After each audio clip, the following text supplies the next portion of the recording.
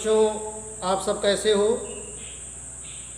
आज मैं कक्षा 11 के छात्रों के लिए हिंदी काव्यांजलि का एक वीडियो लेकर के उपस्थित हुआ हूँ। ये जो है केशवदास जी की रचना है, स्वयंवर कथा से है। ये सवैया छंद में है। आइए हम पढ़ करके आप लोगों को सवैया बताते हैं कि शोभित मंचन की अवली गजदंत मयी छवि उज्ज्वल छाई, इस मनोवसुधा में सुधार सुधाधर मंडल मंड जुन्हाई, तामह के सवदास विराजत राजकुमार सवे सुखदाई, देवन स्योज नुदेव सभा सिय स्वयंवर देखन आई। तो ये जो है सवैया छंद है। तो सबसे पहले व्याख्या लिखने के लिए शोभित मंचन की डाट करके देखन आई संकेत में डाल देंगे। फिर उसके बाद संदर्भ लिखेंगे कि प्रस्तुत पद्यांश केशवदास द्वारा रचित हमारी पाठ्य पुस्तक तक हिंदी काव्यांजलि के स्वयंवर कथा शीर्षक से उद्धृत है। तो ये स्वयंवर कथा से है और केशवदास जी इसके कवि हैं। तो संदर्भ लिखेंगे प्रस्तुत पद्यांश केशवदास द्वारा रचित हमारी पाठ्य पुस्तक हिंदी काव्यांजलि के जो है स्वयंवर कथा नामक शीर्षक से उद्धृत है। अब उसके बाद संदर्भ के बाद जो है प्रसंग लिखेंगे। तो प्रसंग लिखेंगे कि इसमें जो है प्रस्तुत काव्य पंक्तियों में कविवर केशवदास जी ने सीता स्वयंवर के जो है अद्भुत और अलौकिक स्थल का मनोहारी चित्रण किया है। तो प्रसंग में लिखेंगे प्रस्तुत काव्य पंक्तियों में कविवर केशवदास जी ने जो है सीता स्वयंवर के अद्भुत और अलौकिक जो है स्थल का मनोहारी चित्रण किया है। अब उसके बाद प्रसंग के बाद व्याख्या लिखेंगे। लिखेंगे शोभित यानी कविवर जो है शोभित मंचन माने मंचों की, अवली माने पंक्तियां, गज दंत, गज माने हाथी के, दंत माने दांत से, मई माने निर्मित हुई, छवि माने जो है सुंदरता, उज्ज्वल छवि माने उज्ज्वल सुंदरता जो है, छाई माने छाई हुई है, छिटक रही है। तो कविवर जो है या कवि जो है केशवदास जी सीता स्वयंवर के शोभा का वर्णन करते हुए कहते हैं कि स्वयंवर में गजदंत यानी जो है हाथी के दांत से निर्मित जो है मंचन की अवली यानी मंचों की अवली माने पंक्तियां, शोभित माने सुशोभित हो रही हैं। तो सीता के स्वयंवर में हाथी के दांत से निर्मित जो है मंचों की पंक्तियां सुशोभित हो रही हैं। तो याद रखेंगे गजदंतमयी यानी हाथी के दांत से निर्मित बनी हुई मंचन की यानी मंचों की जो अवली है माने अवली माने पंक्तियां, शोभित माने सुशोभित हो रही हैं। तो कविवर जो है केशवदास जी जो है सीता स्वयंवर की शोभा का वर्णन करते हुए कहते हैं कि स्वयंवर में हाथी के दांत से निर्मित जो है मंचों की पंक्तियां सुशोभित हो रही हैं। उज्ज्वल छवि माने उसकी उज्ज्वल सुंदरता जो है, छाई माने छाई हुई है, चारों तरफ छिटक रही है। उन मंचों की पंक्तियों की जो उज्ज्वल छवि है वो चारों तरफ छिटक रही है। तो कविवर जो है केशवदास जी जो है सीता के स्वयंवर की शोभा का वर्णन करते हुए कहते हैं कि स्वयंवर में जो है हाथी के दांत से निर्मित जो है मंचों की पंक्तियां सुशोभित हो रही हैं और उसकी उज्ज्वल सुंदरता जो है चारों तरफ छिटक रही है। ईश माने ब्रह्मा के द्वारा, मनो माने मानो यानी मन मानो जन जानो, उसे देख करके ऐसा यानी उत्प्रेक्षा अलंकार का प्रयोग है कि उसे देख करके ऐसा प्रतीत होता है कि मानो ब्रह्मा के द्वारा, सुधार माने सुधार करके, वसुधा माने पृथ्वी में, सुधाधर माने चंद्रमंडल माने चंद्रमा की, मंडल माने जो है जुन्हाई माने चांदनी, मंड माने पृथ्वी पर छिटक रही है। यानी उसे देख करके ऐसा प्रतीत होता है कि मानो ब्रह्मा के द्वारा सुधार कर रखी गई चंद्रमंडल की चांदनी पृथ्वी पर छिटक रही है। तो मनो यहाँ है तो उसे अगली लाइन में लगाए, उसे देख करके ऐसा प्रतीत होता है कि मानो ईश माने ब्रह्मा के द्वारा सुधार माने सुधाधार करके, वसुधा माने पृथ्वी में सुधार करके सुधाधार मंडल यानी चंद्रमंडल की जो नहाई माने चांदनी मंडी माने पृथ्वी पर जो है छिटक रही है। तो उसे देख करके ऐसा प्रतीत होता है कि मानो ब्रह्मा के द्वारा जो है सुधार कर रखी गई चंद्रमंडल की चांदनी पृथ्वी पर छिटक रही है।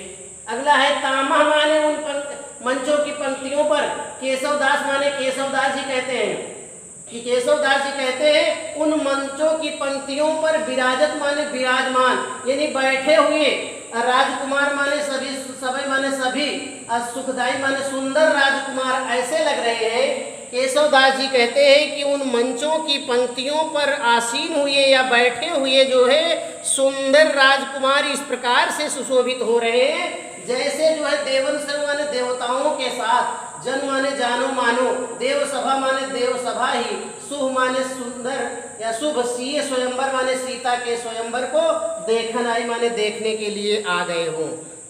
तो उन मंचों की पंक्तियों पर बैठे हुए विभिन्न देशों के सुंदर राजकुमार इस प्रकार से सुशोभित हो रहे हैं कि मानो समस्त देवताओं के साथ देव सभा ही सीता के शुभ स्वयंवर को देखने के लिए आ गए हों। तो तामा माने उन मंचों की पंक्तियों पर, केशवदास माने केशवदास जी कहते हैं, केशवदास जी कहते हैं उन मंचों की पंक्तियों पर विराजमान माने विराजमान, बैठे हुए यानी विभिन्न देशों के बैठे हुए राजकुमार, सभी राजकुमार इस प्रकार से सुखदाई माने सुंदर सुशोभित हो रहे हैं, अलग रहे हैं जैसे जो है समस्त देवन यानी देवन से मन देवताओं के साथ, समस्त देवताओं के साथ देव सभा माने देव सभा ही, शुभ माने शुभ, सीए स्वयंवर माने सीता के स्वयंवर को देखन आई माने देखने के लिए आ गए हों। तो केशवदास जी कहते हैं कि उन मंचों की पंक्तियों पर बैठे हुए विभिन्न देशों के जो है सुंदर राजकुमार इस प्रकार से सुशोभित हो रहे हैं जैसे समस्त देवताओं के साथ देव सभा ही सीता के स्वयंवर को देखने के लिए आ गए हों। एक बार फिर हम पूरा अर्थ देखेंगे। तो कविवर जो है केशवदास जी जो है सीता के स्वयंवर की शोभा का वर्णन करते हुए कहते हैं कि स्वयंवर में शोभित मंचन की अवली गजदंतमयी छवि उज्ज्वल छाई। तो कविवर जो है केशवदास जी सीता के स्वयंवर की शोभा का वर्णन करते हुए कहते हैं कि सीता के स्वयंवर में हाथी के दांत से निर्मित जो है मंचों की पंक्तियां सुशोभित हो रही है और उसकी उज्ज्वल जो है छटा चांदनी चारों तरफ छिटक रही है। ईस मनो वसुधा में सुधारी सुधाधर मंडल मंडी जुनाई। तो उसे देख करके ऐसा प्रतीत होता है कि मानो ब्रह्मा के द्वारा सुधार कर रखी गई चंद्रमंडल की चांदनी पृथ्वी पर छिटक रही है। अगला लाइन है तामह के सवदास विराजत राजकुमार सबे सुखदाई। तो उन मंचों की पंक्तियों पर बैठे हुए विभिन्न देशों के जो सुंदर राजकुमार हैं ये इस प्रकार से सुशोभित हो रहे हैं। अगली लाइन उड़ेंगे कि देवन से जनु देव सभा शुभ सीय स्वयंवर देखने आई। तो उन मंचों की पंक्तियों पर बैठे हुए विभिन्न देशों के सुंदर राजकुमार इस प्रकार से सुशोभित हो रहे हैं कि जैसे जो है समस्त देवताओं के साथ देव सभा ही सीता के शुभ स्वयंवर को देखने के लिए आ गए हो। ये था हमारा व्याख्या। अब उसके बाद काव्य सौंदर्य लिखते हैं। तो काव्य सौंदर्य ये भाषा जो है ब्रज भाषा है और इसमें अलंकार की बात है तो अनुप्रास अलंकार है, यहाँ जो है मनो है जनु है इसलिए उत्प्रेक्षा भी अलंकार है। तो भाषा ब्रज भाषा, अलंकार में जो है अनुप्रास और जो है हमारा उत्प्रेक्षा है।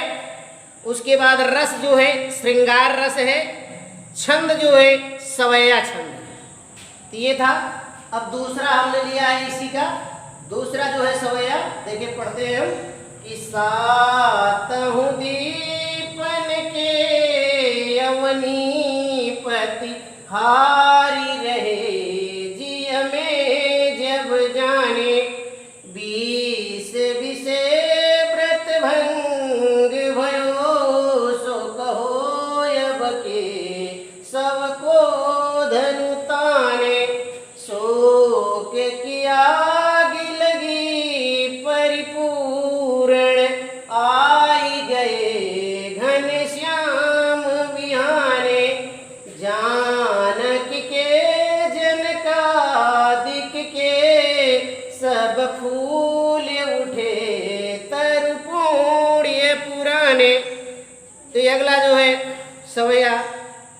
उसी शीर्षक के अंतर्गत है। तो संदर्भ पूरे पाठ का वही रहेगा। संकेत लिख सकते हैं व्याख्या लिखने के लिए, सातों दीपन डाट डाट करके तरु पुणे पुराने। फिर संदर्भ की प्रस्तुत पद्यांश जो है केशव दास द्वारा रचित हमारी पाठ्य पुस्तक हिंदी काव्यांजलि के जो है ये स्वयंवर कथा शीर्षक से उद्धृत है। फिर प्रसंग लिखेंगे संदर्भ का कि कविवर केशव दास ने इस पद्य में उस समय का वर्णन किया है जिस समय समस्त जो है राजकुमार शिव जी के धनुष को उठाने का प्रयास करते करते थक गए। तो उस समय जो है जनक जी निराश हो गए। तो जनक जी निराश हो गए, तभी जो है श्री राम आकर के सभी के मन में आनंद का संचार करते हैं। इसी का प्रस्तुत पद में बड़ा ही सुंदर वर्णन केशवदास जी ने किया है। तो देखिए आइए व्याख्या देखते हैं कि सातों दीपन यानी सातों दीपों के अवनीपति माने पृथ्वीपति यानी राजा को कहा जाता है। हार रहे माने हार गए, यानी केशवदास जी कहते हैं कि जब सातों दीपों के राजागण भगवान शिव जी के धनुष को उठाने का प्रयास करते करते थक गए यानी हार गए। अजीय में जब जाने, जी माने हृदय में, जब माने जब, जाने माने जान लिया, यानी जनक जी ने जब अपने हृदय में इस बात को भली प्रकार से जान लिया। तो कविवर केशवदास जी कहते हैं कि सातों दीपों के राजागण भगवान शिव जी के धनुष को उठाने का प्रयास करते करते जब थक गए या हार मान लिए, तब जो है राजा जनक ने अपने हृदय में इस बात को भली प्रकार से जान लिया। क्या जान लिया कि 20 विषय यानी 20 विश्वा के लिए निश्चित रूप से व्रत हमारा जो प्रतिज्ञा है व्रत है भंग भयो माने नष्ट हो गई है। यानी राजा जनक ने अपने हृदय में इस बात को निश्चित रूप से जान लिया कि मेरा जो व्रत है, कि मैंने जो प्रतिज्ञा किया है वो मेरी प्रतिज्ञा अब भंग हो गई है। सो कहो कौन कहे अब केशव को धन ताने, यानी अब कौन शेष बचा हुआ है जो भगवान शिव जी के धनुष पे प्रतंचा को चढ़ा सकता है या तान सकता है। अर्थात अब मेरी समझ में कोई भी नहीं बचा है जो कि भगवान शिव जी के धनुष पर प्रतंचा को चढ़ा सकता है। शोक की आग लगी परिपूर्ण, यही सब सोच करके जनक जी के हृदय में शोक की आग यानी शोक रूपी आग लगी माने लगी, परिपूर्ण माने पूर्ण रूप से। यही सब बातें सोच करके जनक जी के हृदय में जो है शोक रूपी अग्नि प्रज्वलित होने लगी, यानी शोक रूपी आग लग गई। आई गए घनश्याम बिहाने, उस शोक रूपी अग्नि को दूर करने के लिए आए गए माने आ गए, घनश्याम माने काले बादलों के समान श्यामल वर्ण वाले श्री राम, बिहाने माने प्रातः काल या बिहाने माने जो है यानी विवाह करने के लिए, यानी उस शोक रूपी अग्नि को दूर करने के लिए प्रातः काल या कालीन बादलों के समान काले बादलों के समान श्यामल वर्ण वाले जो है श्री राम सीता जी से विवाह करने के लिए आ गए। जानक के यानी श्री राम को देख करके जानक माने जानकी जी, सीता जी, जनकादिक मनक जनक आदि के जो है पुराने माने पूर्व जन्म के तरुण यानी पुण्य रूपी वृक्ष, तर माने वृक्ष, सब फूल उठे, सब पुष्पित और पल्लवित हो गए। यानी श्री राम को देख करके जानकी जी जनक आदि के पुराने जो है पुण्य रूपी वृक्ष पुष्पित और पल्लवित हो उठे। तो आइए एक बार फिर से देखते हैं कि कविवर केशवदास जी कहते हैं कि सातों दीपन के अवनीपति हारि रहे जी में जब जाने, कि सातों दीपों के राजागण जब भगवान शिव जी के धनुष को उठाने का प्रयास करते करते थक गए, हार गए। इस बात जी में जब जाने, इस बात को राजा जनक ने जब अपने हृदय में जान लिया, मन में जान लिया कि जो है अब लगता है कि भगवान शिव जी की धनुष को कोई नहीं तोड़ सकेगा। तो 20 विषय व्रत भंग भयो, यानी 20 विषय माने निश्चित रूप से मेरी जो प्रतिज्ञा थी, यानी जनक जी ने अपने हृदय में जान लिया कि निश्चित रूप से मैंने जो प्रतिज्ञा किया था वो प्रतिज्ञा अब भंग हो जाएगी। अर्थात मेरा जो व्रत था कि जो भी भगवान शिव जी के धनुष को तोड़ेगा उसी के साथ मैं अपनी बेटी यानी जो है सीता का विवाह करूंगा, ये मेरी प्रतिज्ञा भंग हो जाएगी। लगता है कि मेरी बेटी सीता अब कुंवारी ही रह जाएगी। सो कहो अब केशव को धन ताने, यानी कौन आकर के बताए कि भगवान शिव जी के धनुष को कौन तान सकता है, कौन उस पर प्रतंचा चढ़ा करके उसे तोड़ सकता है। शोक की आग लगी परिपूर्ण, यही सब बातें सोच करके जनक के हृदय में शोक रूपी अग्नि प्रज्वलित हो गई। आई गए घनश्याम बिहाने, तभी जो है यानी समस्त लोगों के दुखों को दूर करने के लिए प्रातः कालीन काले बादलों के समान श्यामल वर्ण वाले श्री रामचंद्र जी सीता से विवाह करने के लिए वहां आ गए, पहुंच गए। जानक के जनकादिक के सब फूल उठे तरुपूर्ण पुराने, यानी श्री राम को देख करके जानकी यानी सीता जी के जनकादिक जनक आदि के जो है पुराने माने पूर्व जन्म के पुण्य तर यानी पुण्य रूपी तर माने वृक्ष सब फूल उठे, सब पुष्पित और पल्लवित हो उठे। इसके बाद व्याख्या के बाद काव्य सौंदर्य, तो इसमें भाषा जो है दोनों में ही ब्रज भाषा है। इसमें नीचे वाले में अनुप्रास अलंकार है, सांग रूपक है, और इसमें जो है श्लेष भी अलंकार है। यहाँ बिहाने में देख रहे हैं अलग अलग, यानी श्लेष भी आप कह सकते हैं और पदों में है। इसमें रस जो है शांत रस है, छंद सवैया छंद है।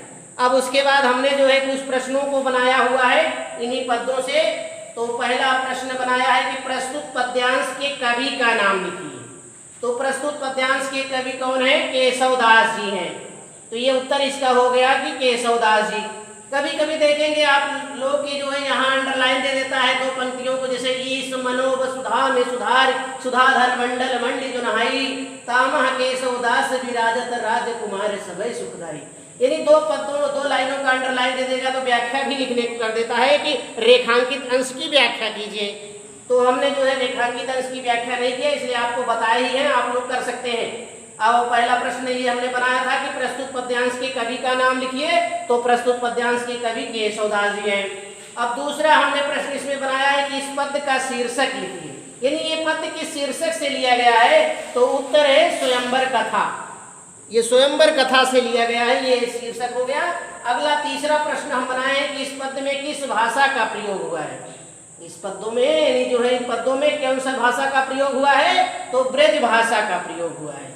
तो ये ब्रज भाषा का है, ये तीसरे का आंसर हो गया, उत्तर हो गया। और चौथा हमने प्रश्न बनाया है इस पद में कौन सा छंद है, यानी इन पदों में कौन सा छंद है। तो ये दोनों पद जो है सवैया छंद में है, तो सवैया छंद में है।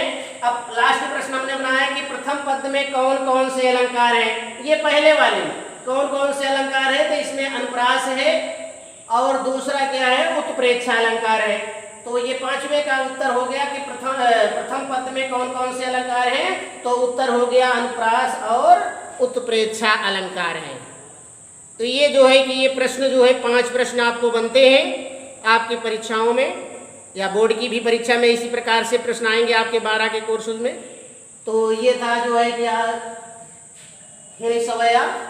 तो एक बार हम सवैया को फिर बता देते हैं, सवैया को ऐसे पढ़िए, उसके बाद अच्छे तरीके से आप लोग जो है इसको तैयार करें कि शोभित मंचन की अवली गजदंतमयी छवि उज्ज्वल छाई इस मनोवसुधा में सुधाई सुधाधर मंडल मंडी जुनाई तामह केशवदास विराजत राजकुमार सबे सुखदाई देवन स्यो जनुदेव सभा शुभ सीय स्वयंवर देखने आई।